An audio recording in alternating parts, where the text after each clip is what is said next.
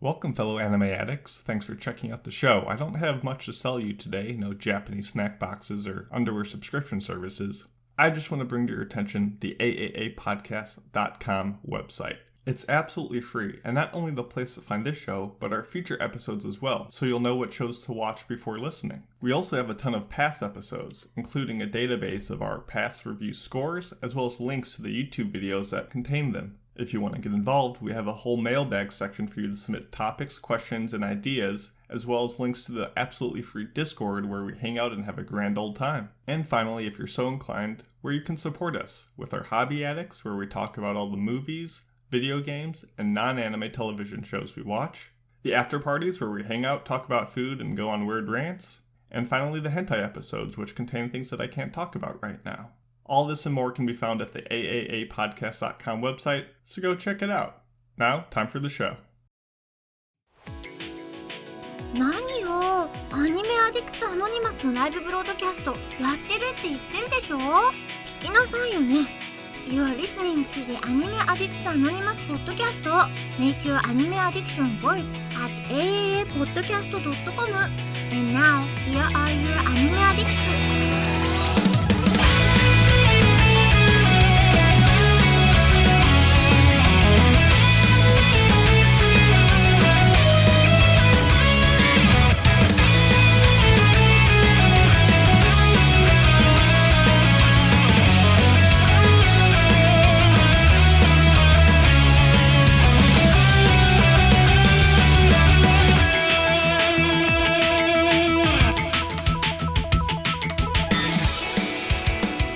Hello and welcome to episode 757 of the Anime Addicts Anonymous Podcast. Oh my goodness, it's so easy to do that these days. It's been so long since I struggled because I'm just a podcast pro.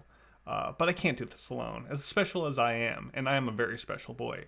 I have an even more special co-host with me today, a man who some might say can do a filthy X at a reasonable price, our boy, Otaku. Welcome aboard. It is my distinct pleasure to be two-man in this with you, Mason. Do we have pants? Do we not have pants? Nobody will know. I thought we decided pants for now, but we'll see how the show goes, you know?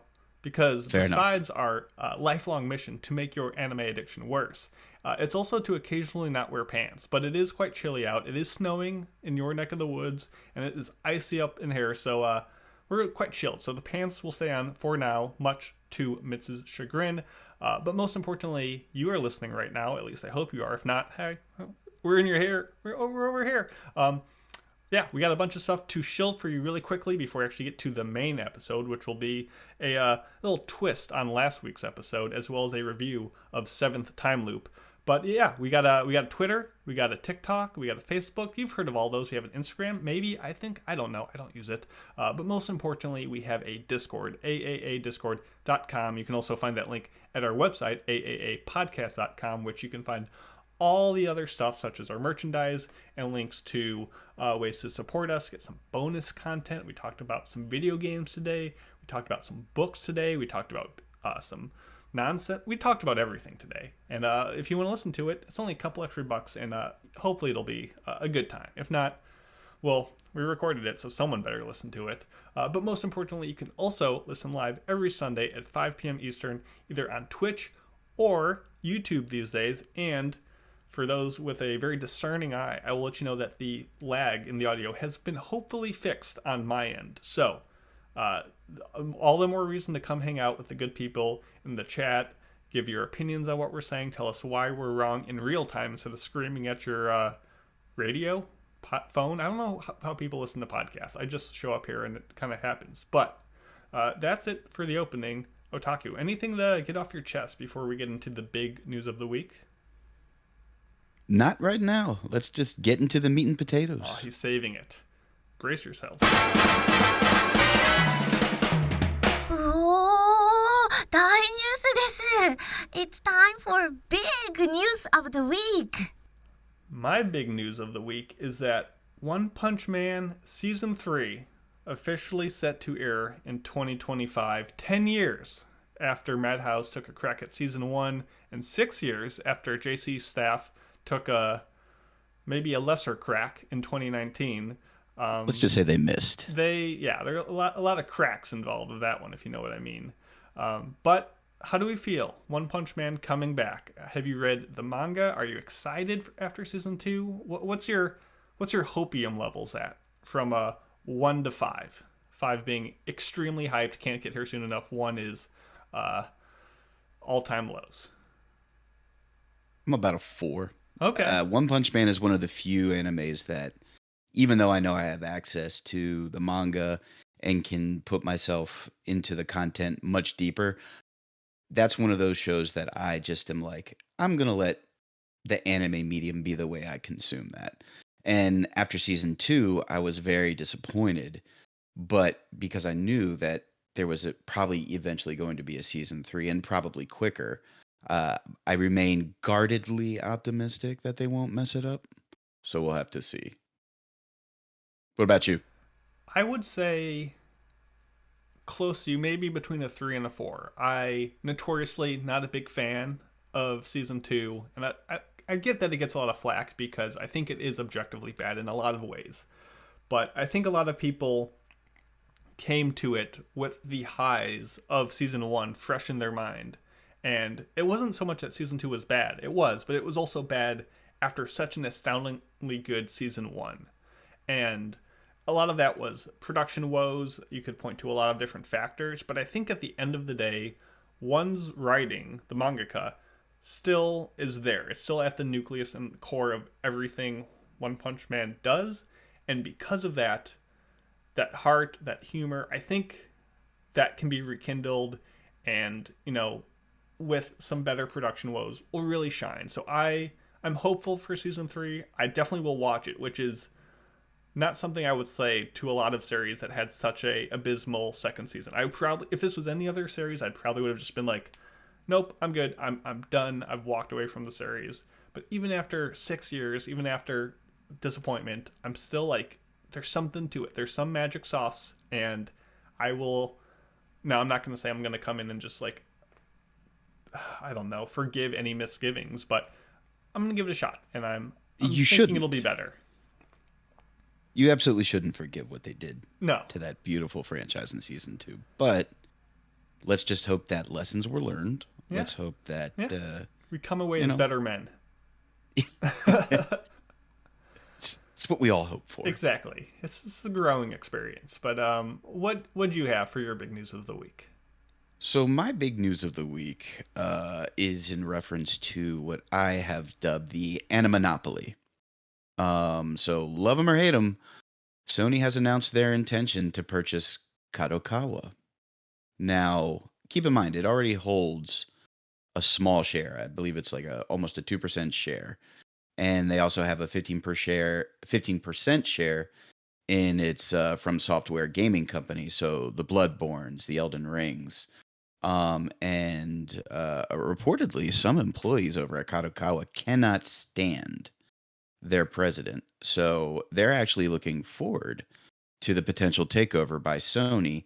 And a lot of them expect that the first thing they're going to do, if they do acquire it, will be to fire President Takeshi Natsuno. I can't say that I know what he's doing that people hate working for him so bad, but if a corporate takeover is being smiled upon by the line level, somebody's doing something wrong up there. However, they consider right now to be a publishing recession. So if they are to take it over, you could expect a cut to publications that don't really lead anywhere. So there's probably going to be less content to consume.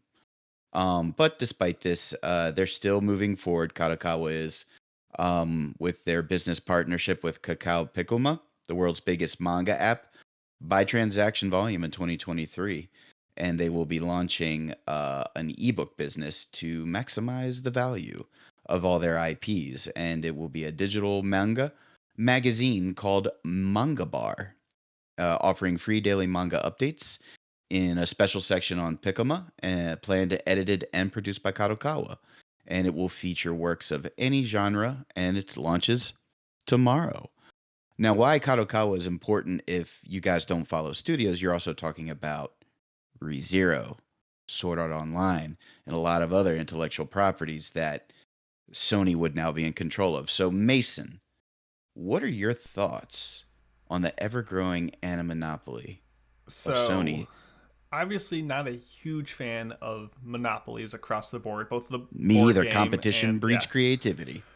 That said, this isn't the first news of like anime buyouts. I mean, G Kids and Science Saru got bought. I think it was by Toho earlier in the year, and to Mm-hmm. me, those are much more concerning. As you know, there's individuals make anime. At the end of the day, it's human hands. It's people. I mean, obviously, who knows what AI will get into, but it's people make anime. People work for studios, and those studios foster creativity and have, you know, a bit more intimate connection with the works. And from there up a level, you have producers. And to me, Kadokawa isn't a studio. They are, you know, already kind of a huge megaliacal behemoth of the, industry of anime and shows and video games and all this stuff. So for them to be bought out by Sony, yes, it's still a buyout, but they're already at the top of the food chain. That is like one corporate going to another. It's not affecting, in my mind, the peons who are actually making the works on the same level. Now, obviously, this will impact like distribution and some higher level stuff, but I don't think it influences the creativity in the same way that the more intimate buyouts might have. So this doesn't concern me on the fact of, I think that, like you said, ReZero or stuff like that will be ruined or changed or altered. I think it just concerns me in the same general vague, hand wavy, timey-wimey monopolies are not a good thing kind of thing. So I'm not distressing about this, but it's just another step in the ladder towards downfall of all humankind. I don't know. I don't know what to expect from this. What's your read on it? So, as with all monopolies, my biggest concern is that unless they think that your IP is going to be a revenue producer of the highest order, you might see a reduction in more independent works or lesser known works that maybe aren't tied into a long running manga, not get the chance that they would normally get for an adaptation, because they're run by their numbers. They don't care about creativity necessarily or pushing forward, a specific title anymore. They're looking at bottom line numbers. So, it makes me worried that maybe something like, for example, Licorice Recoil might not ever get made because some executive said, well, I don't think that's going to make enough money for us. So I'm just going to go ahead and say no. That's my concern. I could see it in two ways, where the way you're presenting it is everything becomes just another financial decision, which at the end of the day, I get it. That's what businesses are for. But if you just worked at a grocery store, let's say, and all you sold was milk, you would make sure you're extracting as much value from what you're selling. Everything you sell has to make a ton of money, and you're going to charge as much as you possibly can to get away with it because that's your livelihood. If you own a grocery store and you sell everything under the sun, maybe like what I'm assuming here, Sony now takes on anime and this and this and this. They're like, well, we don't have to upcharge milk, or milk doesn't have to make all the money because we are selling bananas, we're selling cereal, we're selling this. So maybe I could argue, because Sony can now distribute their finances, they can, put out a money-making movie or something, and then use that to fund anime or video games or stuff that they're like, well, we don't need to make as much here because we're getting it from another source. So I guess I could see it in both aspects. At the end of the day, as a fan, we're going to get the shows we get, and we just need to, be vocal and support, once again, the people who are actually making the shows, and hopefully they're getting paid and getting what they need to do the thing. But you never know. There's just so many layers deep, and besides like the veil of corporations that we're just not privy to, that we can assume and we can try to do our research, but we just don't know. At the end of the day, if the employees there, like you said, are glad that the current president is being, pushed out, I trust them to know what they're asking for, and hopefully it works out. So yeah, hope optimism. Maybe they'll get a better quality of life with some more money behind it. Who knows? Who knows? Who knows? But with that, let's move on to Anime for Professionals, which is a very poorly worded topic idea because it makes it sound like we're recommending these for people who work at Sony or some like corporate office. Like, if you're a professional, watch these animes to learn about workplace culture. No. So last week on the podcast, we talked about entry-level anime. These are shows to recommend to the noob, the beginner, those who don't know the lexicon of anime and thus need shows to kind of guide them gently through the shallow waters into the depths of anime. Whether it's because they are easily available, you can watch them on YouTube or Amazon or, Crunchyroll, that's really easy. Maybe you don't require much insider knowledge. Maybe something like Vinland Saga, like it's based on something that you don't need to know much on. Or just they're not really rooted in Japanese customs or things that might be not what we're accustomed to. And this list that we've put together for you are for those who have already gone through the training wheel steps of anime. You are a cultured individual of some variety, and you want the most difficult to get into, the hardest things, the stuff that is just way out there, the ones that you kind of got to earn the ability to appreciate and enjoy, like a fine wine vintage. You can't just jump into these high class stuff. And we're going to try to tell you why you should, watch some shows before watching this, or just kind of you can test to see if you're at the level to enjoy this. Now, of course, someone will be like, well, I watched this show and that was the second show I ever watched and I enjoyed it. I'm not saying that you can enjoy any of these shows as a beginner, but I'm saying you might be best served by waiting until you're a couple hundred anime deep before venturing into these waters. So how did you come up with your list, Otaku? What was your strategy, and what thoughts did you have when I said, let's do this? Because I didn't have any. I don't have any thoughts. My head is empty perpetually. So, we spitballed it a little bit this morning, and really what I was thinking about is, when you think about when we were suggesting these are some animes that we would recommend to beginners. So I tried to think of some things that maybe fell into genres that some might still have the name recognition and be popular, but if you were to go through a list and say, oh, you're getting into anime, you absolutely got to start here.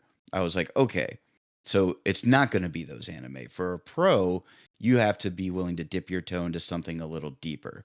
Something that embraces a lot of the Japanese tropes that maybe some people are turned off by.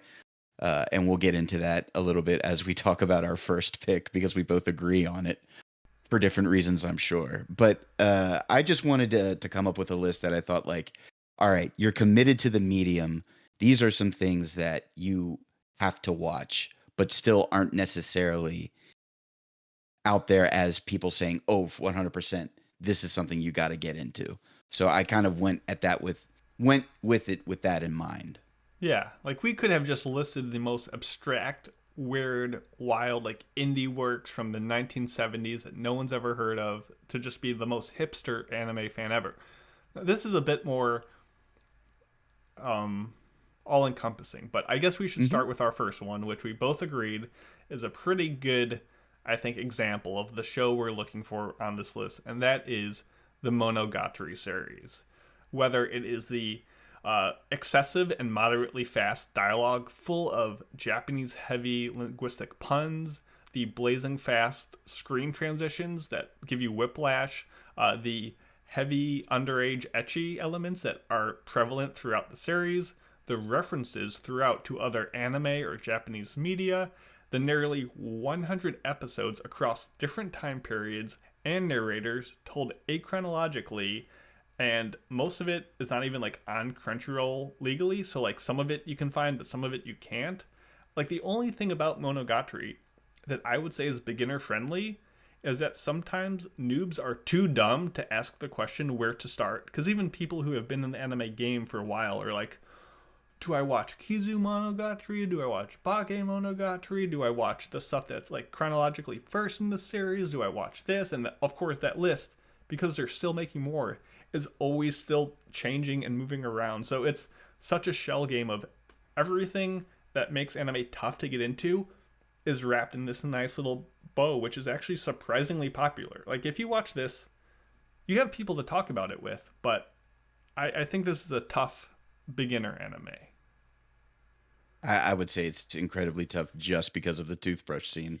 You try and turn somebody, that's your first exposure to anime, they're going to be like, what did you just make me watch? It's very bracing. Yeah. But, I think one of the things that really appeals about that series is it really kind of falls into Monster of the Week, right? And it's a formula that's been used time immemorial successfully. But what Monogatari really does very well, in my opinion, is that the Monster of the Week tends to lean heavily into Japanese folklore outside of vampires. And it's very interesting.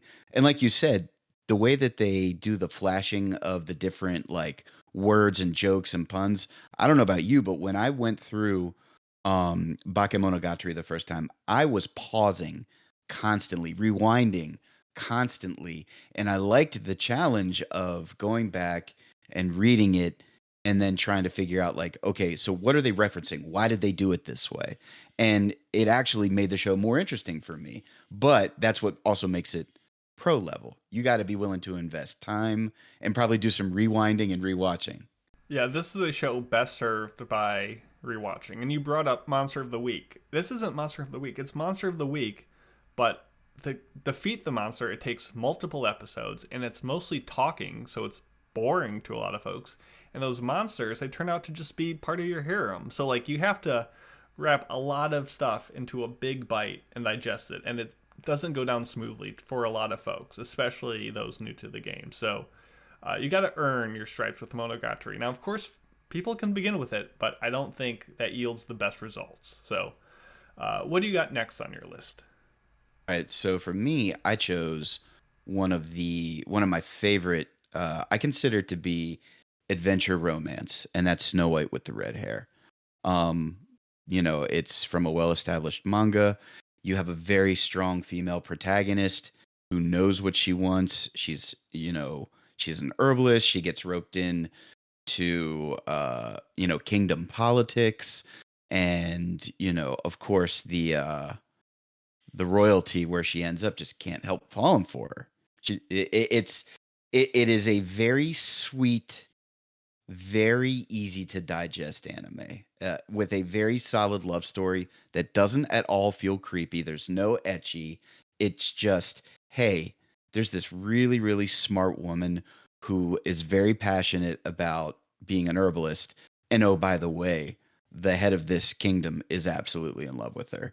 And for people that are looking for good romance, it's probably not one of the first ones you would recommend to say, hey, Snow White with the red hair. But, I also love her voice actress. It's the same voice actress that does that does, let's see, she's done just so many. She's in Demon Slayer, the butterfly Hashira. She's just done so many characters, and she is also the voice for the main character in Snow White with the red hair. So, have you seen Snow White with the red hair, Mason? I've seen the first. It's got 2 seasons. I've only seen the first season. I guess I'm wondering why this couldn't be a beginner anime. I guess it could be, but I just think because it doesn't carry a lot of the name recognition that is like super popular, that maybe you could, but I think you're still a pro because you're clearly dipping your toe all over the romance genre. Yeah, into this one. I guess the only reason I could consider it a pro one is that it's actually one of the better romances. So if you watch this first, you're going to be disappointed by all the stuff that comes after. It's going to set you up for failure if that's what you digest it's too first. Good. I don't know if I would agree. It's like you could recommend this to just about anyone coming into anime, and they would get it. They would enjoy it. I think it's not too like caught in the tropes and trappings of the romance fantasy thing. So I guess I disagree with you, but it is a good show that I would recommend to folks. So that's fair. That's fair. The number 2 on my list, and this is not in any set order, but it has to be Gintama. And a lot of people are like, oh, it's a shonen with a lot of episodes. Like, that's how most people get into anime, with stuff like Dragon Ball or Naruto and stuff like that. But that's like saying that a middle schooler should read a textbook on quantum physics because it's like there are other books they read. It's got some math in it, it's pages with words. Like, no. Like, you can watch Gintama, but the constant references to Japanese culture, history, and the medium of anime itself, like, is best appreciated by folks who have watched other shows that get all the gags. And even as someone who studied Japanese and has watched way too many anime in my life, there's still so many hidden references and stuff that if not for translator notes being like, this is a callback to 1964's original like manga version of Dororo, which had a different art, like, it is so deep and constant and like so much integrally part of what Gintama does well in its referential meta humor without, just leaning on that as its only source of comedy, that I feel like you gotta watch other stuff to appreciate what Gintama does, and most importantly, what it does differently from all that stuff to set it apart. And you gotta build up that reservoir of anime knowledge to better appreciate what it's putting out there. So that's my number 2 pick. Have you seen Gintama? I have not. I'm currently in Dressrosa in One Piece. Okay, so you got your I'm own in the shonen thing 600s. going on. I've got my plate very filled right now. But what I do know about Gintama, obviously, you're not into anime. You had to have heard about Gintama, but I've heard it constantly referred to as the smartest shonen that's out there. Do you agree the with that smartest assessment? shonen with the stupidest characters? It's such a juxtaposition. And even then, so many times you'll hear people start Gintama and be like, well, remember, skip the first 2 because it's pretty much only for manga readers. And even then, it doesn't get good until like the mid 40s. And you're like, I have to watch 40 episodes of a show before it even like begins to be good. And it's like, no, but kind of. Like, it's a great show, but it demands respect and patience. And it is full of the most, probably the hardest I've ever laughed in any anime ever, mixed with being, hundreds of episodes. And like, they don't always hit, but it's a wild ride. It's a good time. And stick with One Piece for now, but maybe one day you'll get to it. I got you. I'm gonna change one of my entries. So I'm still keeping my number 3 on the list, but I'm going to delete a very well-known one and put my Deep in the Woods comedy. Ooh. And I'm going to talk to you about Lovely Complex. Because Yeah. you said this was the anime that made you... So Gintama's the anime that made you laugh the most. That's Lovely Complex for me. And Lovely Complex has a lot of the Japanese humor, the way that they do the jokes and everything. It's very, very, very Japanese. They make a lot of references to other shows and mangas, and of course, it is another romance, a rom-com. But it definitely touches on a lot of elements of Japanese culture that, it's one season. I think it's 24, 26 episodes, but you definitely have to have your anime legs established to get some of the jokes and to be able to appreciate the way that they deliver some of the humor and the things that happen. Have you seen Lovely Complex, Mason? I have. It's 24 episodes. I gave it a 5 out of 10. I thought it was pretty good. I liked the fashion. I liked some parts of it. The romance wasn't quite my thing, but I'm not a sucker for the rom-coms like you are. So I thought it was fine. Definitely, if you had to go with like the hardest professional level comedy for me, it might have to be Joshiraku, which is just 4 girls sitting around a table just rapid firing like jokes about like the industry of anime and just all this stuff. It's very Japanese, and that one I think is spectacular, but also high bar to entry. But I think what's fitting is that in our Twitch chat, Put Up or Pull Out, a very funny name, asks, would you consider the Fate series to be noob friendly? And I see that you have some Fate on your list. So what is your opinion on the matter? I sure do. So the Fate series, I feel, mirrors the Monogatari family a lot in that there's different stories from different universes, and you could argue all day of where someone should start with Fate. Should it be Fate Stay Night? Should it be Unlimited Blade Works? Should you even go further back? Do you need to play you the know, games to actually even get the messages? Do you watch the I volleyball spin-offs or cooking spin-offs?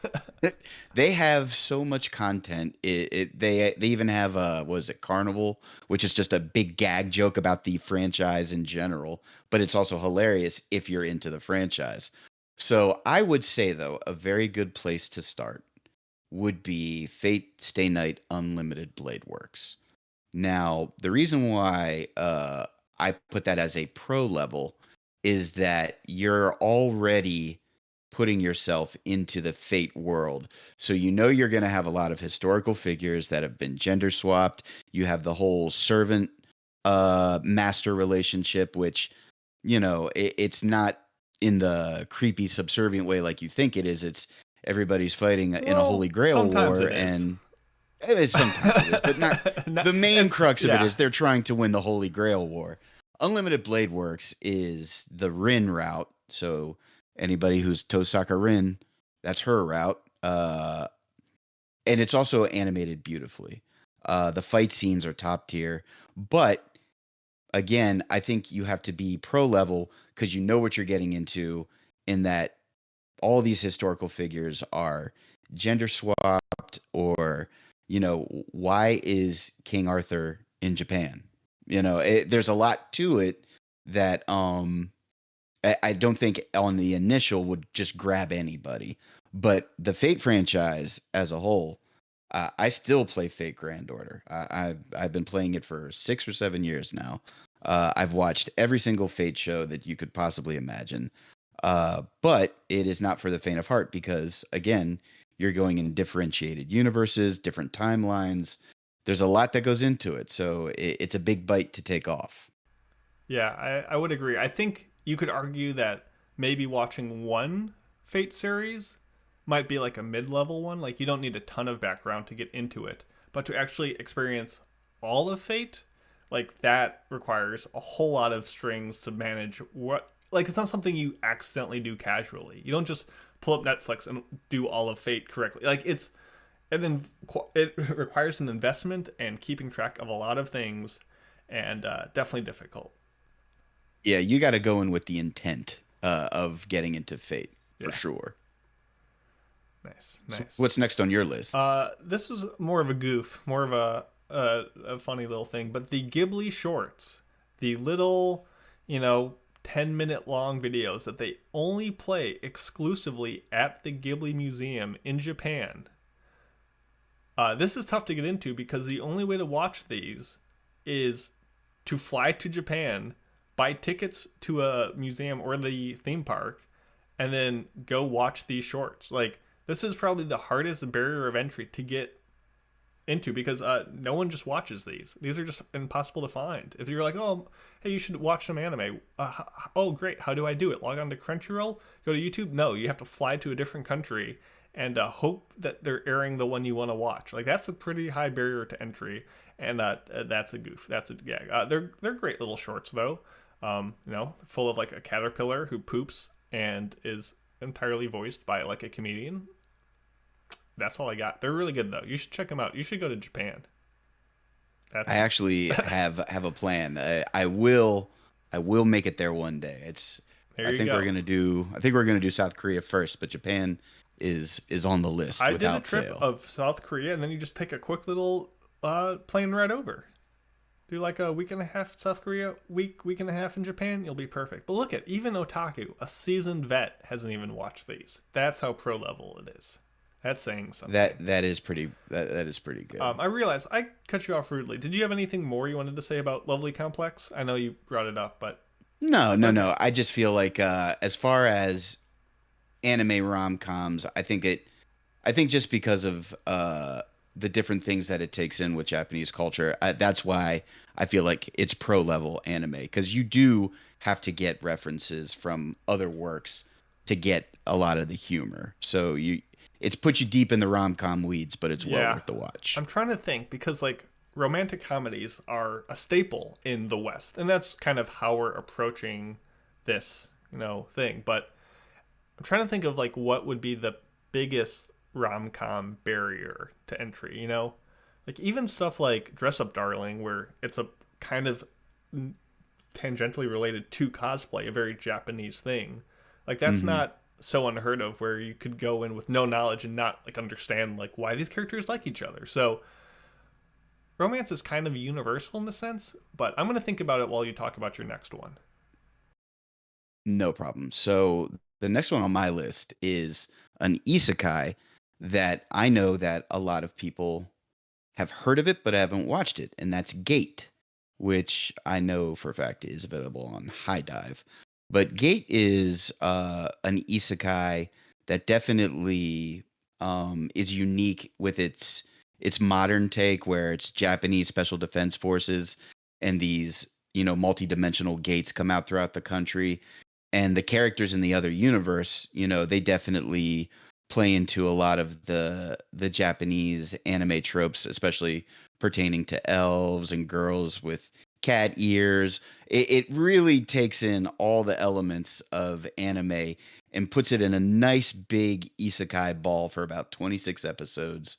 Tons of violence, tons of battles, but it's something again that I feel you need certain levels of cultural context to really understand and appreciate everything that goes along with the show. Have you seen Gate, Mason? I have not, but the chat is championing your choice. People like Gate in the chat, so I've heard of it. I've thought about checking it out because of that kind of weird realistic take on alternate future realism stuff. I just haven't got around to it. Sorry, I'm letting you down. I think it's pretty easy to digest, but it's just not on a lot of people's like high on their list for isekais. But it's kind of a little bit different because they're not less necessarily being sent to another world or being reincarnated somewhere. There's literally gates that you just walk through and you're in this other dimension. So it's a little bit different, but it's still a fantastic anime. Can't recommend it enough. Well, let's see. Next up, I'm going to jump around my list just to make sure I hit all the big ones before we run out of time, which we might do. But if in case we do, you can always go to our website, AAAPodcast.com, kick us a few bucks, and you get all the show notes, which has all our behind the scenes little comments and stuff and things we don't always get to on the show. But I'm going to talk about Haruhi Suzumiya, which is such an anime's anime that it's not only, tropey in all sorts of ways that kind of help define a lot of those tropes, but also just how punishing Kyoto Animation made it for viewers of anime, between just the achronological order of how it told the first season, with the first episode being this crazy, like, filmed in universe, and it's like a weird, like, sloppy, janky show that like only makes sense after you watch like 12 episodes and be like, oh, episode 1 was the show they made in the show that I'm watching that has made no sense for the past 12 episodes. And going on to watch stuff like Endless 8, which is just such a great middle finger to fans. Like, imagine if that was your first anime. You would be so lost, so confused, you wouldn't know why, and just, oh my goodness, it's so full of everything that makes anime kind of obtuse, but like with a wink and a nod, and it forces viewers to bend the knee to its will, and I think a beginner would just break under the pressure. So this is definitely for someone who has committed to liking anime and is in for a wild ride. Now, it's not always good, but it's always unique, and I appreciate that about that show. It's all right. It's a good time. So I made another edit to my list because as we're talking about this more, I feel like I'm getting a better idea of what really qualifies for pro level anime. So I'm gonna grab a little something over here off my shelf to kind of set the segue for my next pick, and that's exciting. Darling in the Franxx. This is pro level mecha anime. I had my first actual exposure to anime with a mecha anime, and it was Robotech or Macross. So you can imagine, fast forward almost 40 years and watching Darling in the Franxx for the first time. So I think it's actually a really good mech anime on its own merits, but it definitely has a lot of interesting positions and content with Zero Two, who I showed there, and the main character. So there's a lot of eroticism that they put into the show that can be very off-putting for people.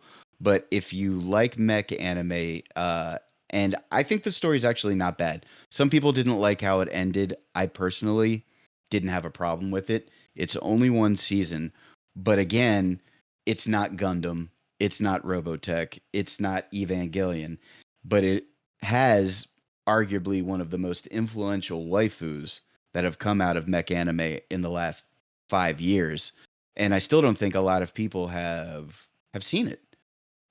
What do you think, Mason? Darling in the Franxx.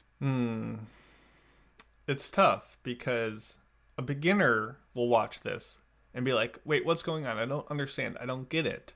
But that's exactly how I feel. And I'm a professional.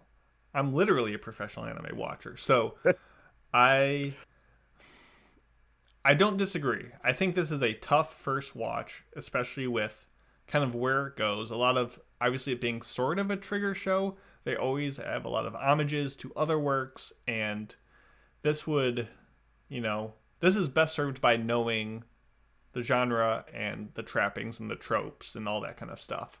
I don't know, it's just hard to say it's not for beginners, because I think beginners will not enjoy it as much as pros, but I think it's about the waifu. It's the quest for the waifu, and that's where it succeeds. And I think a beginner might not appreciate the tour de force that is 02. So because of that, that's a fair thing. Yeah, I don't know. I could go either way on that one, but you raised some good points. She is very attractive though, so I guess I get it. She definitely was like, outside of, I guess, Rem from ReZero, she's probably the waifu I've seen the most, at least here on the East Coast, with like on cars, stickers, I would say so. T-shirts. I would say so. But the funny thing is a lot of those people have never watched the show. They just think 02's hot. So does that make never it watched it? Beginner friend? I don't know. I don't think so. I think if you were to direct somebody to the mech anime genre, I don't think Darling in the Franxx would even be in the top 5. No. But so yeah, you're definitely getting deeper into the mech grass, the forest of mech anime, by going there. You need to understand why things got big at the end, and I don't think someone who's a beginner would appreciate why things had to happen like that. Let's see. Next, I'm going to talk about Shirobako, which is a show about making anime, which I think is very beginner friendly. I think anyone who enjoys those kind of documentaries, behind the scenes type stuff, could watch this thing about how anime is made and be like, oh, I like seeing how the producer is in charge of this. The key animator is in charge of this. The director actually manages this, whereas the other producer does this. Like, I am a sucker for that kind of stuff. I've always talked about really enjoying that inside baseball side of things. That said, kind of similar to Gintama, knowing what anime is and the end result is kind of essential to appreciating the work that goes into making it. The knowledge of the 12 weeks of episodes and kind of the crunch cycle that we're kind of used to establishing. Why do they need to do a beach episode? What's a beach episode? Like, all that is better appreciated by someone who has seen a lot of anime and can better appreciate the art that goes into it, as well as the fact that a lot of the people in the show are inspired by real life creators. The people who made the show are kind of in character in the show, and it's just so much more rewarding being like, the guy who directed Shirobako, made some cruddy fan service stuff in the past, like the director in the show Shirobako. And it's like very, just kind of having that knowledge just really enriches the enjoyment of the show, and I think it's an absolute blast that is, once again, you got to come in knowing the basics, knowing the fundamentals of how and why an anime to best really suck up all the stuff of it. So Shirobako, great show. Yes, anyone could watch it, but wait till you're, a pro. I can't agree more. I love that show. It's so I think good. I think it's a fantastic show. Movie, I think I've rewatched it probably 2 or 3 times. I don't know. The movie isn't a must watch, but definitely the main show I would definitely recommend, not only for, pro level people, but anyone who hasn't seen it yet, who is in the anime game. Do yourself a favor, give it a shot. It's a blast. It's way more exciting than I've made it out to be, but you won't be disappointed, I guarantee. What is next on the chopping block? All right, so I'm gonna jump down on my list a little bit because I think this really is a pro level anime, and that's gonna be Great Teacher Onizuka. Now that for sure lends you needing to know a lot about Japanese culture. The first episode is an absolute banger. It really sets the stage for the tone of the show, and he's teaching inside a Japanese high school, and the antics ensue. It's 50 plus episodes, but the way that he goes about doing his things, not exactly appropriate all the time, but it's always with the betterment of the student in mind. But it's definitely something that you have to be experienced and comfortable with a lot of what anime tropes have to offer for you to get through that entire show. Even episode 1, really.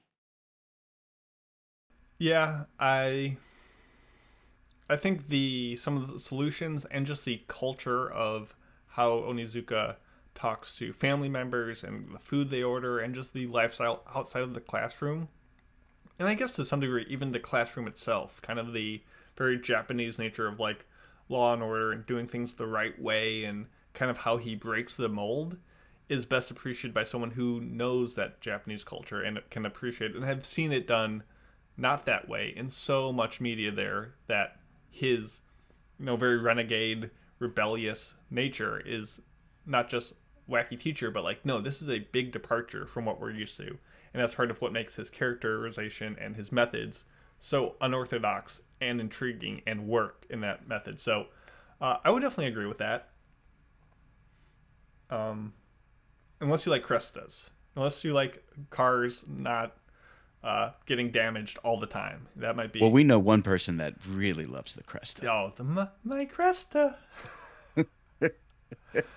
No, this is a good one. And Mitz would be, upset if someone would bring up one of his shows. So there you go. It's because he's a man of Teacher culture. Onizuka. Have you seen any of the? Isn't there like live actions of this as well? I think so. Okay. I've not seen it, but I know for sure. I'm sure it's pretty similar though. It would carry over well, and it's got a great opening. Painting Fantastic the target and opening. stuff. Oh, so good. Let's talk about. Ooh, what? Let's do another goof. I want to talk about Aria, which is the most relaxing show perhaps ever. It's literally the story of this girl who's training to be what are those things in trance? The little boats that the gondola type operator.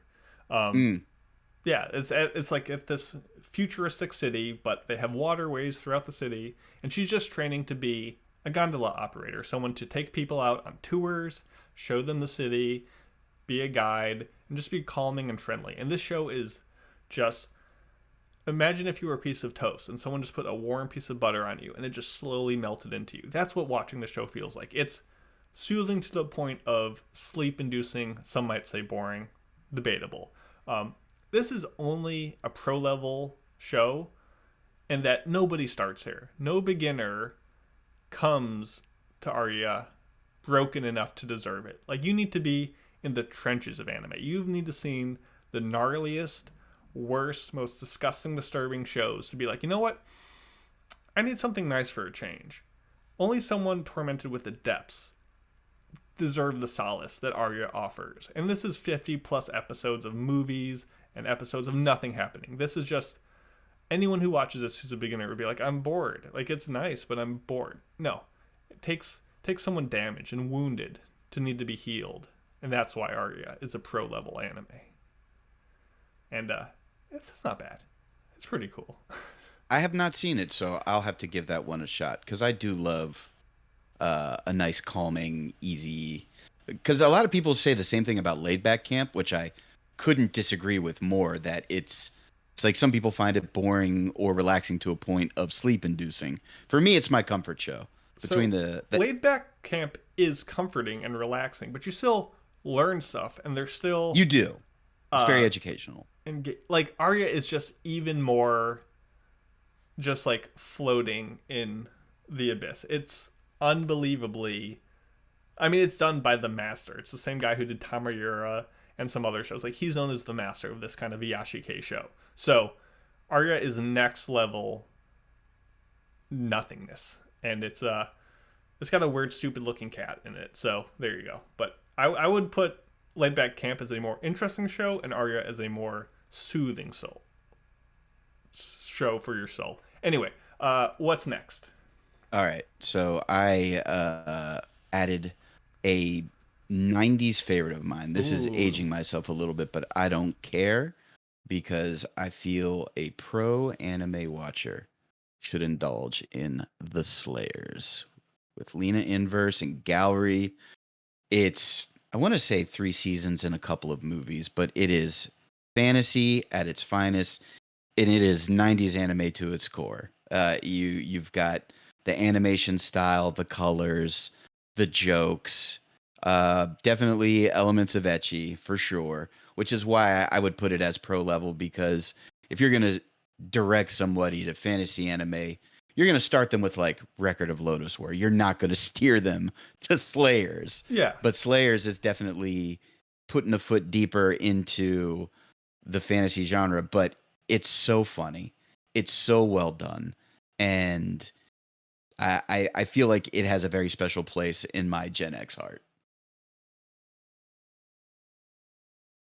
I'm trying to remember if I've seen this. Is this like a OVA, like a short thing? No. It's got actual full seasons, and it also has OVA movies. Okay, I think so. I've Like, seen there's Slayers the OVA. season.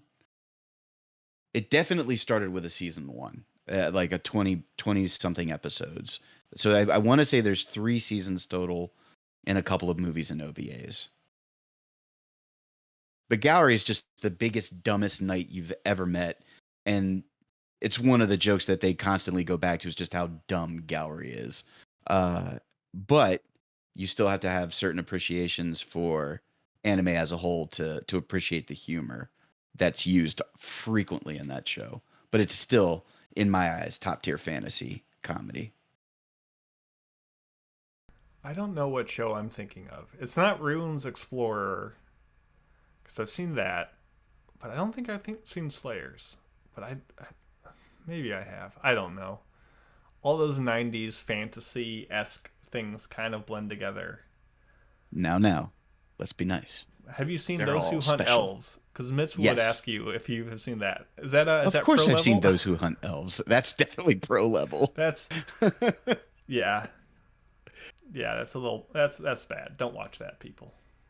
No, you should absolutely watch it, and then tell Mitch you watched it. Let's each do one more. Okay. I am going to change one of my items on my list and put this on only because Discord reminded me about it today, and that is Mononoke. Now, this is not Princess Mononoke. This is the series called Mononoke. Kind of came from Ayakashi Horror Tales, and actually just got the first of a trilogy of movies that is going to be coming out on Netflix. So you can actually watch the Mononoke movie very easily on Netflix right now. It's very awesome. It's very cool. Recommend starting with the series, but even starting with the series, pro level move. It is very bracing in its visuals, in its tone, in kind of how it just forces you to, in a very different manner than Haruhi Suzumiya, to bend the knee to what it's trying to tell. It tells a very deliberate, sparse, intense, kind of frightening story with heavy Japanese symbolism, very obtuse storytelling manners, and just with a style all its own. And this is kind of like Monogatari, best served by a rewatch because it's very dense, it's very divisive, and it is just unsettling in a way that a lot of anime are not. And I think it's unique, and you kind of won't appreciate that uniqueness and not really get everything that's going on if this is your first time watching anime or you're early on in your anime ways, because it is so much its own particular flavor that the uniqueness will be lost on you, and you'll probably be lost, as are most people the first time they watch it anyway. So this would scare off the common man, but those who are brave, those who have been through the ringer, I think will appreciate Mononoke, even if it's not to everyone's taste. Have you seen this? It's on my to watch list. Oh, I every time I go onto Netflix, it's like Netflix is telling me you should watch this, and I'm like, eventually. I gotta Let say, me get Netflix through some of my other stuff.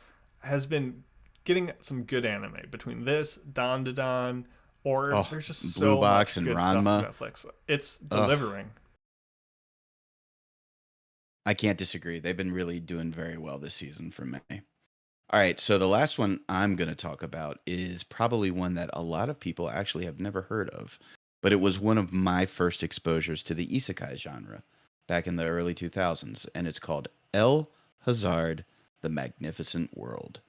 So it is an isekai, and a Japanese high school class gets isekai'd to another world. It has a lot of the same fantasy tropes that most fantasy anime have, but you also have a lot of the ecchi humor that some people would probably find off-putting, that are kind of a big part of it. But there's also romance, plenty of fighting. It's just because of some of the more ecchi comedic moments, I think that's what puts it on the pro level, is that you're not going to steer someone to El Hazard to start their isekai journey. A lot of people would be like, oh, Sword Art Online for sure. And, you know, El Hazard was Sword Art Online 20 years before Sword Art Online even existed. But it still stands on its own, solid fantasy, some laugh out loud moments, the ecchi if you can stomach it. And it's just a fun watch. It's just very hard to find. That's pretty much the issue with it, because I don't think it's streamable anywhere. No, not as far as I'm aware. And yeah, we could have just put the most ecchi stuff, like a girl and her guard dog, or like, you know, any of the sister shows, and been like, here, like, these are pro level, and they are, but like Domestic Girlfriend pro level. Exactly. But but that's too easy. Better than that. Yeah, I've watched one episode of the OVA of El Hazard, and those fantasy shows aren't my thing. Like, I don't know, something about that era I can appreciate, but it was a little too ecchi for me. Let's just put it like that. So, I guess did you more watch than anything, the main one or the OVA? I've watched them all. Oh, okay. Because when you have to keep in mind that stuff was coming out when anime was still breaking into mainstream.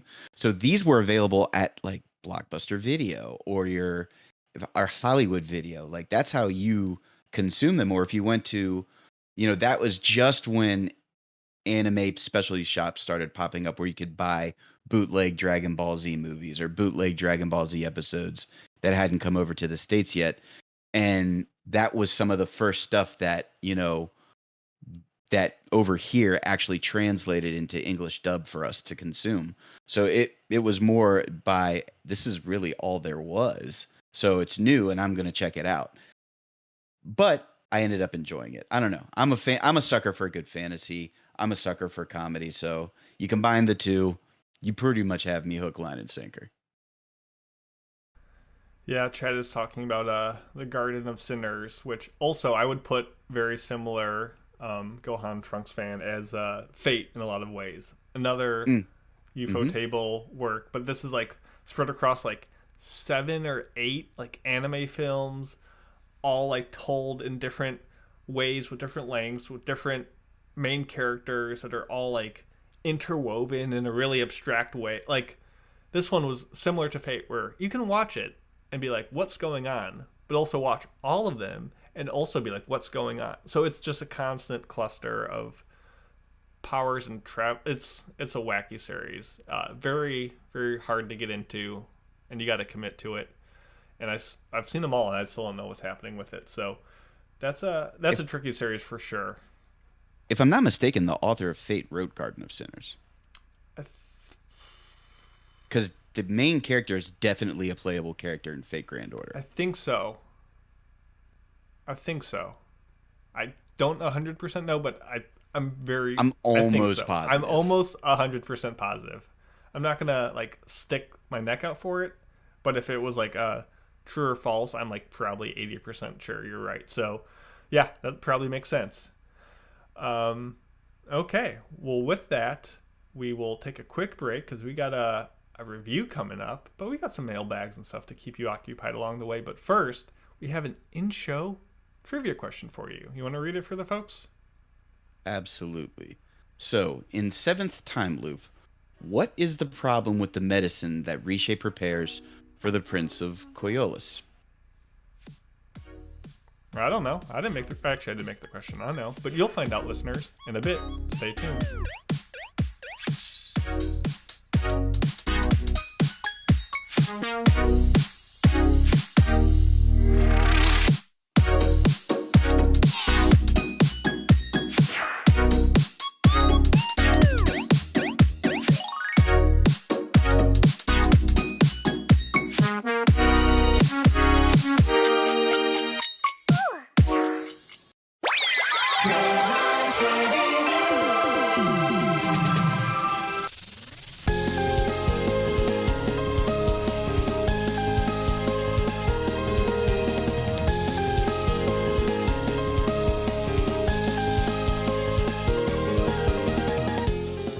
Hey everyone, Mason here to deliver a steaming batch of new anime news fresh out of the oven. Starting off with a suite of sequel announcements. The staff of the television anime 2.5-Dimensional Seduction announced on Friday that the series will be getting, as you guessed, a second season. Done by JC staff and airing on High Dive, the anime premiered on July 5th of 2024 as part of the summer season. It ran for 2 consecutive cours and just finished up recently in mid-December, telling the rom-com ecchi comedy story of Masamune Okumura, the school's manga club president turned photographer, and based on a manga running since 2019 with 22 volumes and shown in Jump Plus. The next anime to get a sequel is Yuo Kanno's The Unwanted Undead Adventurer. Based on the light novel, the first season of this aired at the very beginning of 2024, back in the winter season, airing in Japan on Netflix and other places on Crunchyroll, where it also has an English dub. And in the very same announcement, and in a very similar style, is Skeleton Knight in Another World, which is a bit more surprising considering Season 1 came out all the way back in April of 2022. Like Undead Adventurer, this one is also a light novel, on Crunchyroll, that has a dub, that has a skeleton protagonist of sorts in a fantasy world adventuring around and killing monsters. So for fans of stuff like Overlord and That Time I Got Reincarnated as a Slime, you'll be eating good when these shows come out. And with the year wrapping up, Crunchyroll has announced its release schedule for the winter 2025 season. So let's just run through all the shows that will be airing on Crunchyroll and their release date so you can get hyped and know when to watch it. On December 31st, we have Fate Strange Fake. On January 1st, we have Amiku MD, Doctor Detective, Risaya Phantom Trigger, Headhunted to Another World, From Salaryman to Big 4, and possibly the greatest alchemist of all time. On January 2nd, we have Momentary Lily. On January 3rd, we have I'm Getting Married to a Girl I Hate in My Class. On January 4th, we're getting Okitsura. Fell in love with an Okinawan girl, but I just wish I knew what she's saying. On January 5th, we have Zenshu, as well as I Want to Escape from Princess Lessons. On January 6th, we have Medaka Kuroiwa is Impervious to My Charms, Promise of Wizard, and I'm a Noble on the Brink of Ruin, so I might as well try Mastering Magic. The next day, on the 7th, we have Unnamed Memory Season 2, and a show that I thought was multiple titles, but it's actually just one, which is Bogus Skill, Fruit Master. About that time I became able to eat unlimited numbers of skill fruits that kill you. January 8th, we have Honey Lemon Soda, as well as Magic Maker, How to Make Magic in Another World. On January 9th, we have the return of Dr. Stone, Science Future, Anyway I'm Falling in Love with You, The Daily Life of a Middle-Aged Online Shopper in Another World, and Aquarion, Myth of Emotions. The 10th gives us the second season of the Apothecary Diaries. I may be a guild receptionist, but I'll solo any boss to clock out on time. Welcome to Japan, Miss Elf, Pharmagia, and as we heard in the main show last week, the English dub of Dragon Ball Daima. The 11th gives us the second season of Toilet Bound Hanako-kun, Unite Up, Unibirth, and I left my A-rank party to help my former students reach the dungeon depths. The next day is the next season of the 100 Girlfriends Who Really Love You, and the Red Ranger becomes an adventurer in another world. All of this is on top of shows that are continuing from fall of 2024, such as Season 3 of ReZero, A Terrified Teacher at Ghoul School, Tying the Knot with an Amagami Sister, More Rurouni Kenshin, Trillion Game, Case Closed, Bloomy Burrow, Wonderful Precure, and Season 2 of Shangri-La Frontier. And on top of all of this, we have 2 titles that are listed as coming soon, which are Blue Exorcist, The Blue Knight Saga, and Solo Leveling Season 2. So a bunch of stuff coming to Crunchyroll. Those are the dates if you're interested. And with that, let's get back to the show.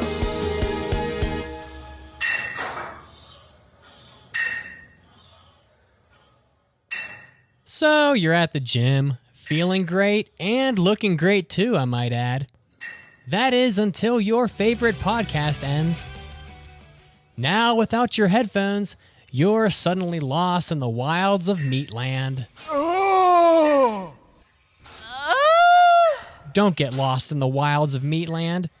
Get the AAA Podcast extra content. We'll help you gain some fun times with our hobby addicts, after parties, and hentai episodes. Nothing gets your blood pumping quite like hentai, and nothing helps the podcast quite like your support. So head over to AAAPodcast.com/join or Patreon to support the show. Again, that's AAAPodcast.com/join or Patreon. Bro, sounds like you need a spot from the AAA podcast.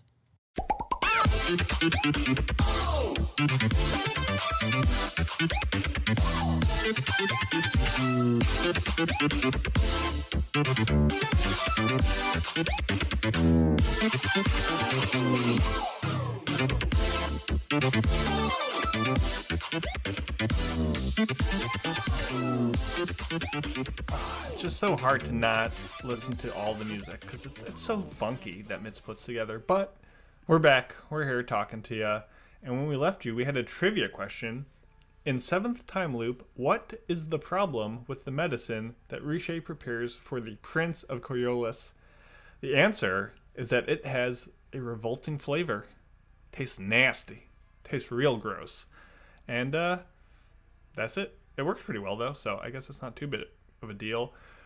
Speaking of people who are not gross, we got Pring. And Pring left a mailbag, and we love when people leave mailbags. And you do that by going over to AAAPodcast.com. You click on the mailbag and more button, and you type a question, and then we answer it. But before we answer it, we dance. We do the dance of our people. It's time for an almighty anime mailbag. Anime.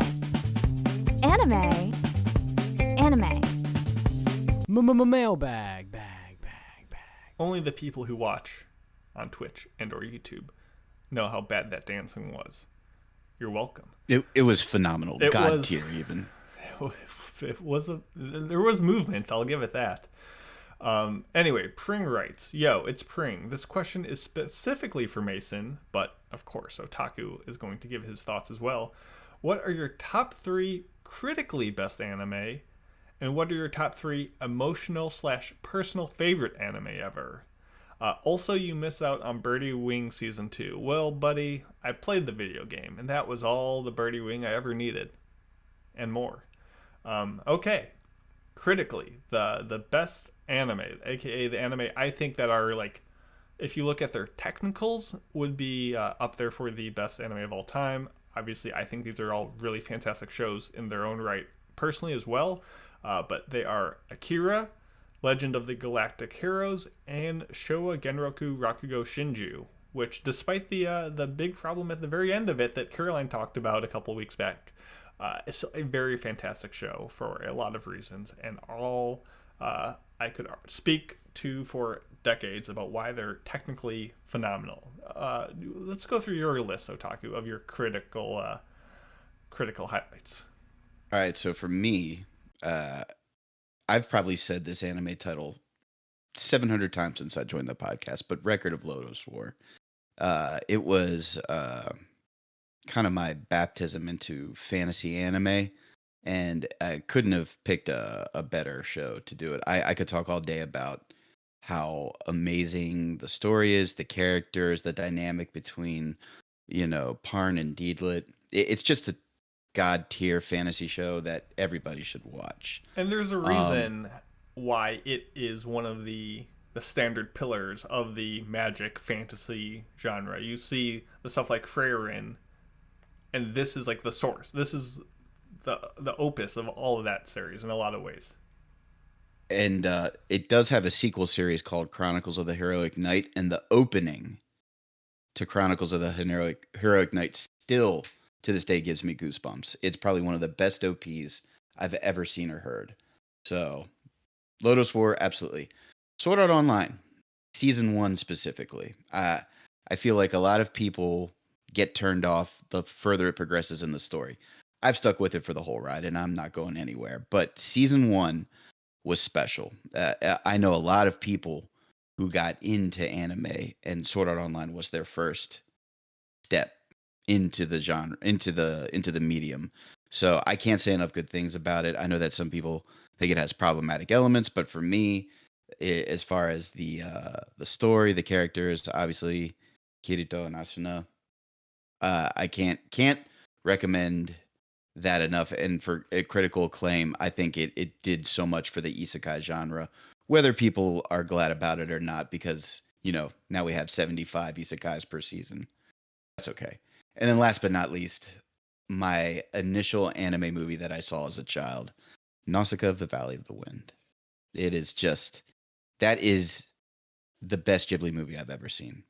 Hands down. And if you haven't seen it, you're doing yourself a disservice. Watch it immediately. Very interesting. It's on Mason's wall for a reason. Yeah. Though I probably would give Princess Mononoke the critical edge in that listing, but you know what? To each his own. As far as the ones that I find the most emotional or personally, touching or favorites, obviously on the other side of my wall, I gotta have Fooly Cooly. Definitely far from the critical best, but definitely one of my favorites. As you've heard me say, an uncountable number of times probably on this podcast, have to go with the Tatami Galaxy and Ping Pong the Animation. Two shows that, even after multiple rewatches, still hit me right in the center of my chest, and I appreciate them very much, and I love them very deeply. I kiss them every night. I love them. And what are your emotional ones that resonate with you? Your personal faves? So for me, personal fave, and my wife and I rewatch this probably once a year, and it's Re-Life. It pulls at the heartstrings towards the end of the show perfectly. You're rooting for who you're supposed to root for the exact correct reason why you should root for them. If you haven't seen Re-Life, you have to see it. It's just, as far as a romance, dramatic, and there is some second chance elements as well. It's phenomenal. You rewatch Re-Life with the wife? I have. Re-Wife? I rewatch Re-Life we rewatch Re-Life with my wife, yes. It's a lot of re's, yeah. But we do.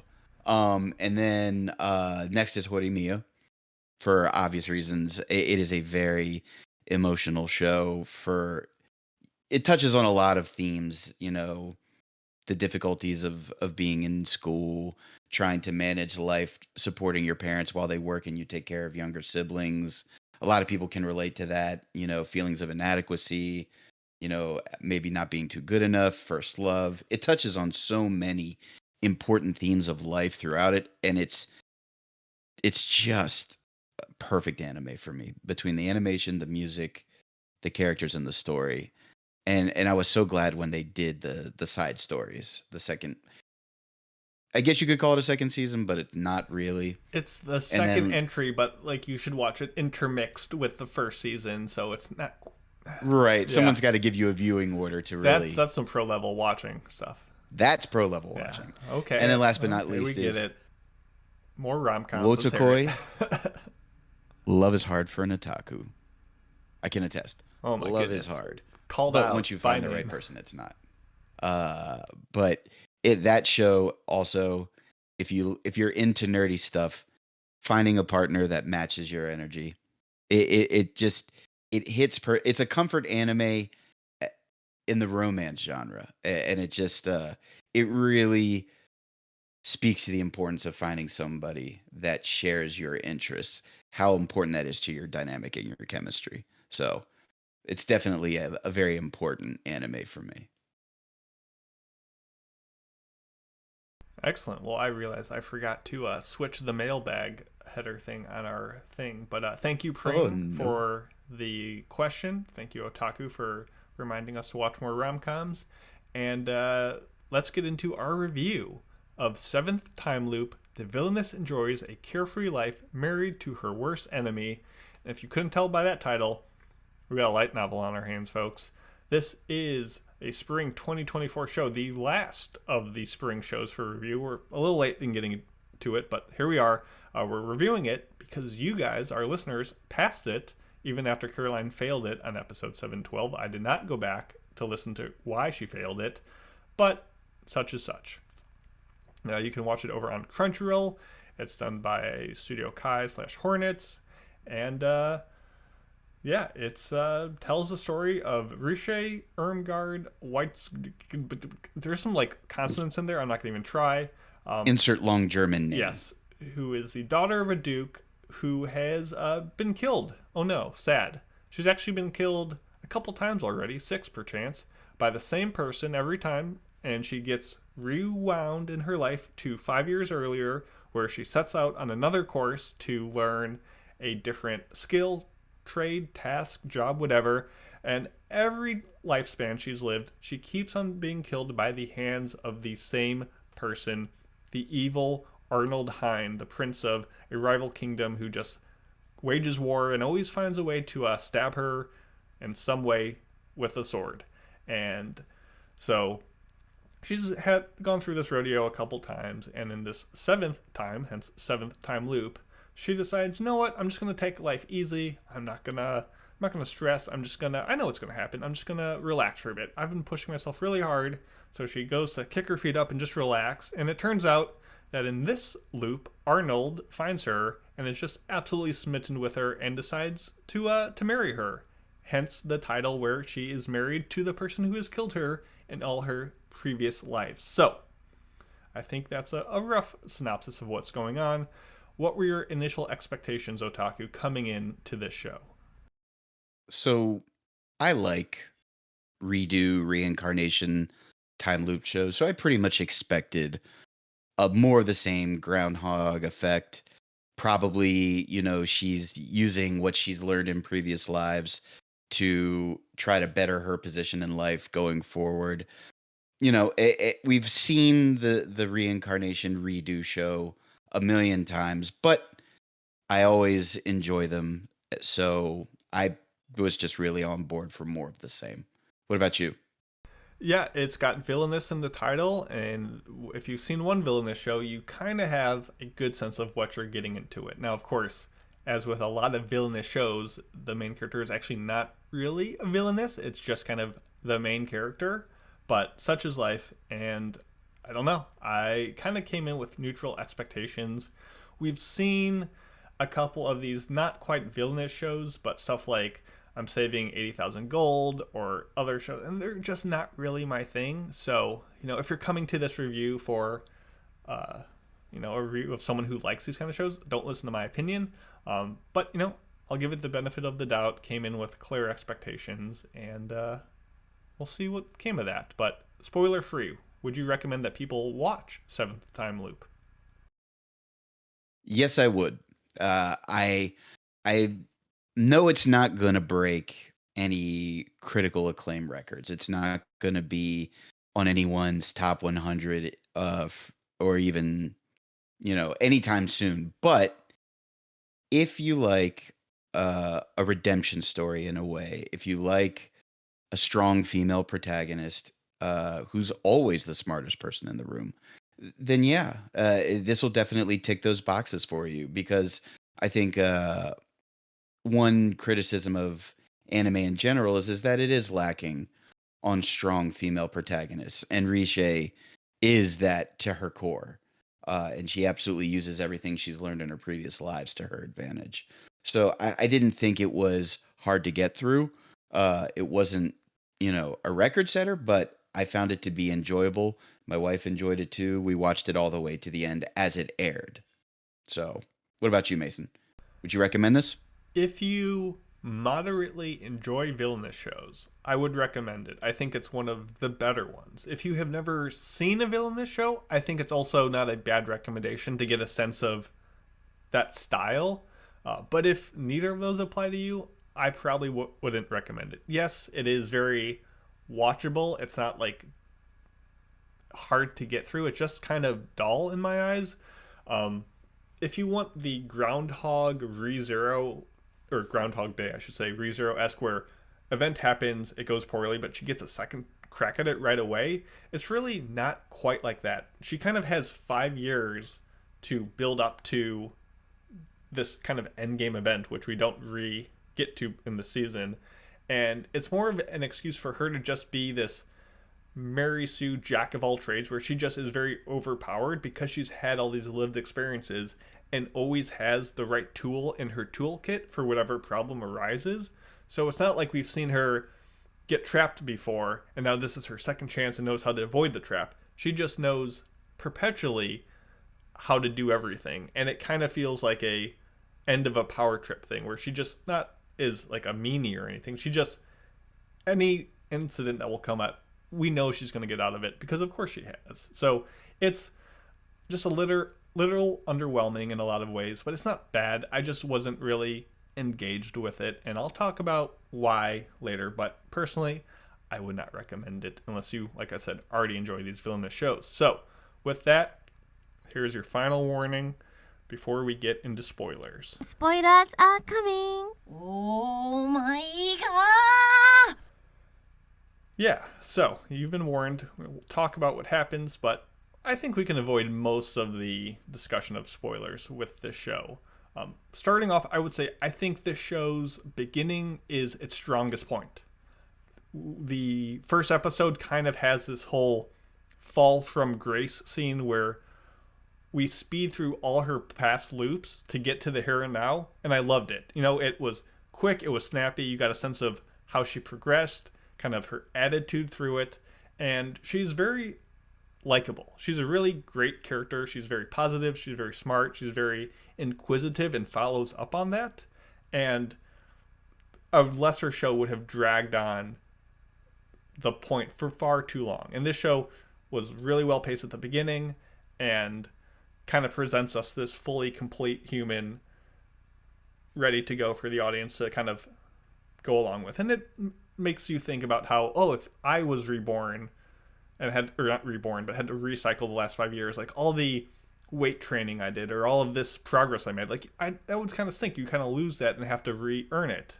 And you see her, not being as good of a swordswoman as she once was because, her body hasn't grown to it. So I appreciate that part of it. What did you think about the beginning? I thought it was a very strong beginning too, and I like the fact that even though they put villainous in the title, she's anything but. Like it really, the only time that you could even argue that she's a villainous is in the one life where she becomes a mercenary. So we don't really know much more about what she did in that life. Which is touched on the least. Especially because she's like, in my second life, I did this. In my third life, I did this. In my fourth life, I did this. In my sixth life, I did this. And you're like, you skipped one, but okay. Yeah, but I enjoyed the fact that it isn't like... I enjoy the fact that she has memory intact, so that she is, with each time loop, becoming a more developed person. And her whole goal is I want to live past 5 years, because every single cycle before this one, I always end up dead, and I'm tired of it, and I want to do things different. And I could appreciate that, being stuck in a similar scenario.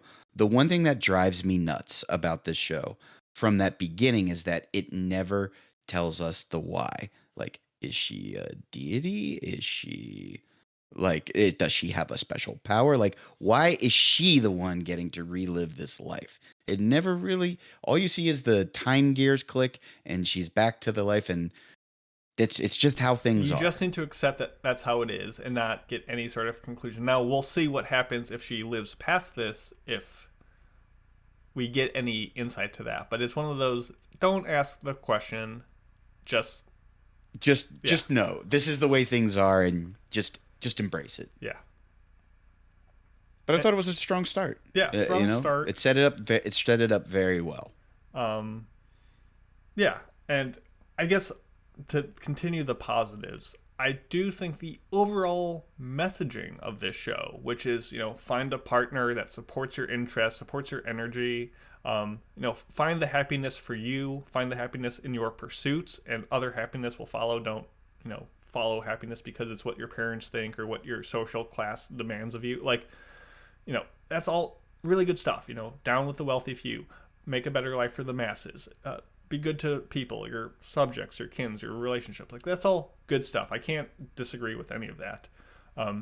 I start to fall flat where the exposition of the show is very repetitive, and a lot of times a character will come on screen and be like, I'm the king, and then people will be like, oh, he's the king over there, and like just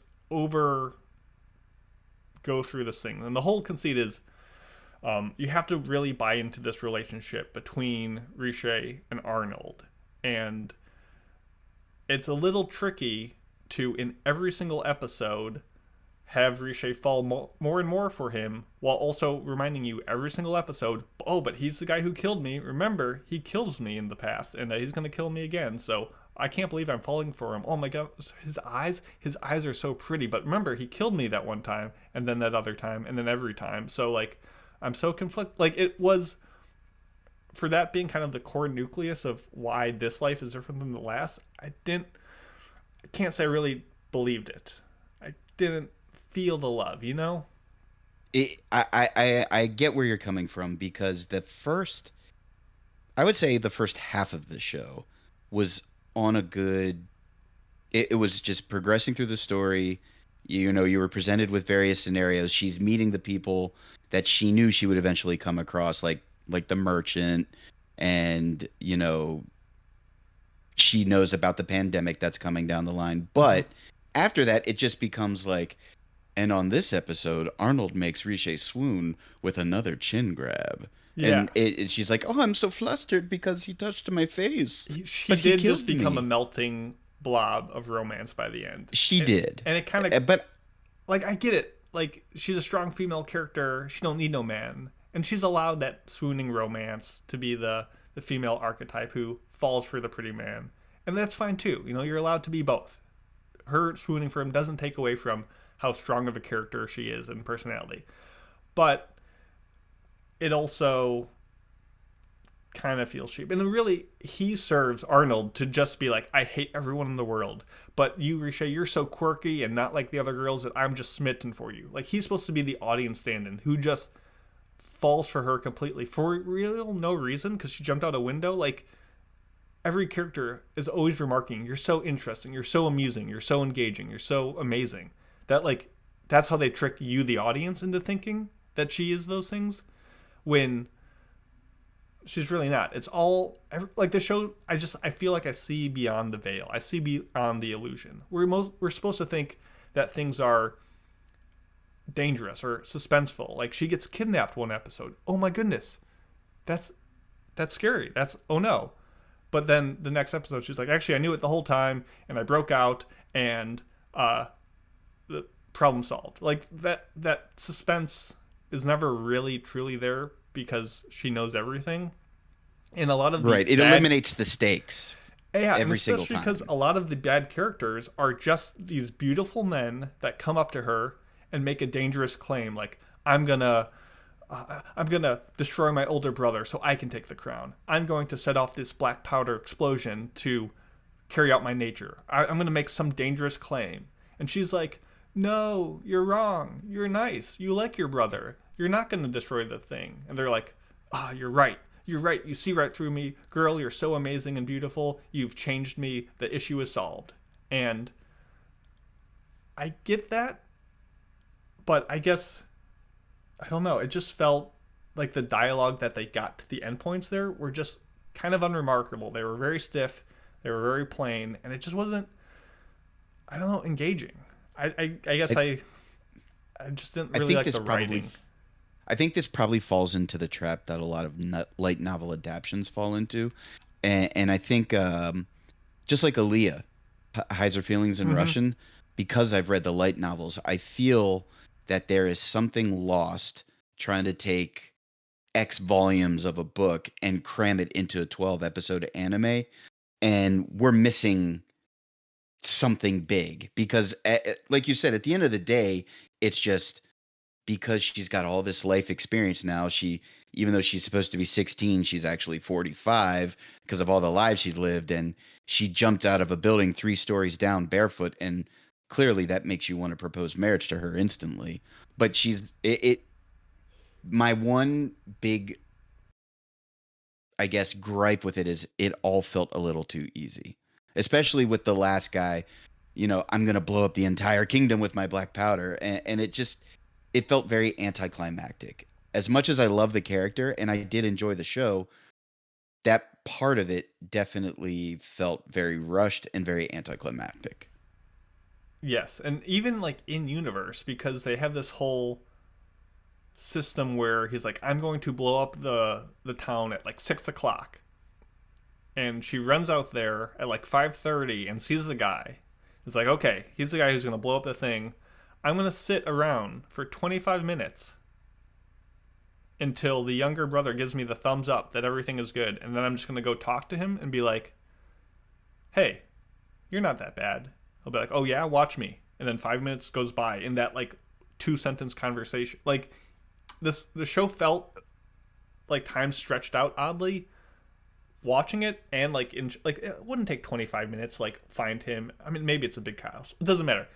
It's a nitpick thing. It doesn't really matter, except that the conversations just didn't feel intense. Like you said, the stakes just weren't there. And while it is amusing seeing her, know a character from a previous life and carry that forward, there really wasn't, because we never really experienced those lives.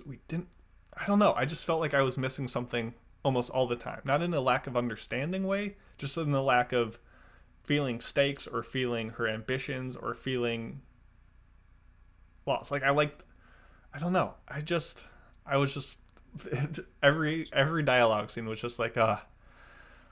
But would it have made more sense if maybe you got a little bit more exposition on her dynamic with this person in her previous life, and she uses that to de-escalate them? It was just very repetitive. Like they were focusing on conversations that were had multiple times. And I guess she always knew what was going to happen. And so this illusion of, there's stakes going on, just never felt rewarding to me. And sure. I don't know.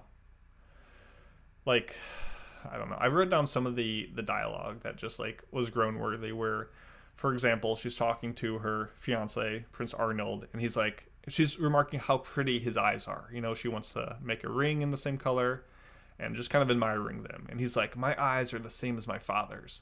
Proof that I carry his blood. As a child, I wanted to gouge them out.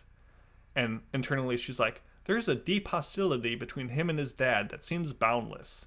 And they just reuse the same like tracking shot over the city, and they just go on about his eyes for on. And the next scene, she's thinking about the conversation about, oh my goodness, he doesn't like his eyes because they remind him of his dad. And they have flashbacks to the conversation that we just saw because she's thinking about it the next day. And I get that. That's how anime conveys a character thinking back on something.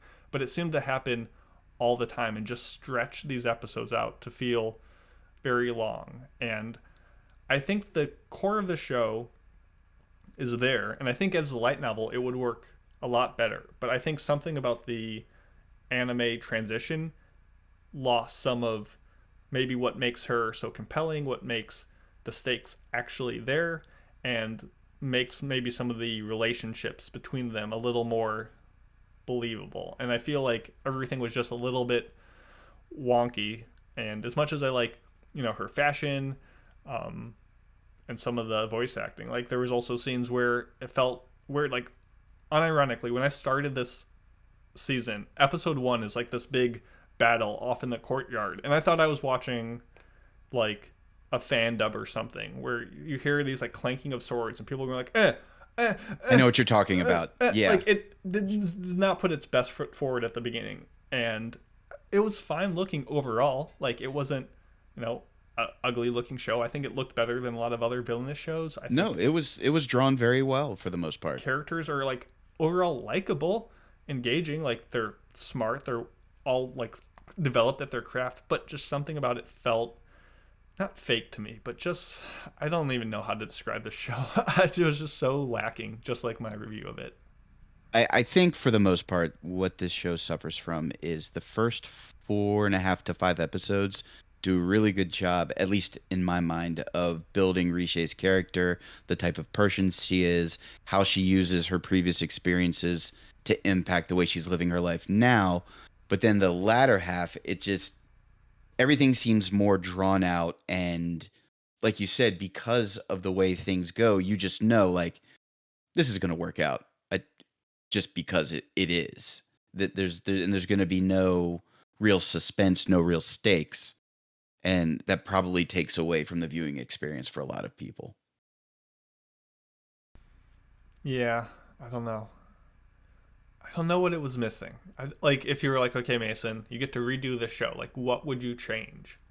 It's tough because it wasn't glaringly bad. There wasn't a plot point it where I was not. like, oh, you got to change this, you got to retool this. Like, it was just in the character writing, both in how they did exposition, how they connected to one another, and how they reused a lot of the same lines of dialogue and graphics that just kind of irked me. So I think, don't have much more to say. I don't know if there's anything else you wanted to touch on. It was just not really that it fired the arrow well. It just kind of missed what I was looking for. For me, it just was kind of like a good start with a kind of a very steady decline, but not to the point that I didn't enjoy the show. Not enough for me to walk away and say, man, I didn't like that. So I go online and I look at a lot of not the reviews, but the scores that folks I know who have seen it, and it's overall pretty positive. And I feel like I don't think I didn't understand what was happening, I just don't think it resonated with me. I think as much as I like Riché, I like her attitude, I like the messaging, like I said, I like her girl boss doing her thing, running her show, being a badass. It felt, at the end of the day, too convenient, too artificial, and not up to me. So I'm gonna give it a score, and we're gonna see how we feel about that. Comparing it to a lot of the other villainous shows I've seen, like I said, it was definitely stronger. I just really did not enjoy my time. So I'm going to give it 2 times an episode to remind you that my fiance killed me multiple times, because in case you didn't get it, that's how it is. But his eyes are so dreamy, so I guess we're gonna love him. So 2 out of 5 for me. A little low, but you guys know me. Come on.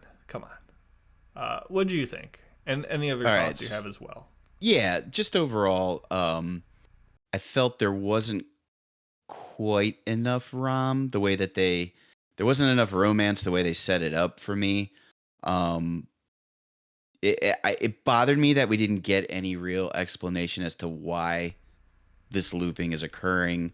I still think she's a badass character. I love the fact that compassion is at the core of her approach from the very first episode, where she's tongue lashing the prince about how he shouldn't talk to his subjects that way. And when she puts the maids, when she selects her personal maids and takes the nasty one and flips her around to be an instructor for all the maids. Like, that part of it was enough for me, where I'm still going to give it 3 touch violations out of 5. Because if you remember the very first episode, she's like, you can't touch me. And like every episode, he finds some way to break that rule. And it's always quirky. I will say, or for this not being a romance show and how often, like, I don't think it's trying to be one. Yeah, I mean, it is. But like for how many romance anime we get where there's no touching, no kissing, for this to actually have that, and if not for the constant reminder that he's going to kill everyone and she's turning into a puddle of mush for him, like, is not a bad start to a romance. Like, it's laying the groundwork, but I just haven't bought into that yet. And I think there's a lot here for people who do like this to enjoy. If you like your villainous shows, if you like a touch of romance, I think you're walking away from this thing ecstatic. I mean, I don't think a season 2 has been announced yet. No, but I think there's 6 translated books. But there's 6 translated books for sure. Yeah. And I think they only covered 2.5 out of the 6. I mean, to me, this felt like the light novel is definitely the better version to experience this show. If someone asks, like, oh, I love endless shows, I heard about great things, I'm like, probably the light novel. But it's not bad at the end of the day. I think if you gave it a 3, I give it a 2. That averages out to a 2.5. A little mid, but that's fine. That's fine. That's how the things are.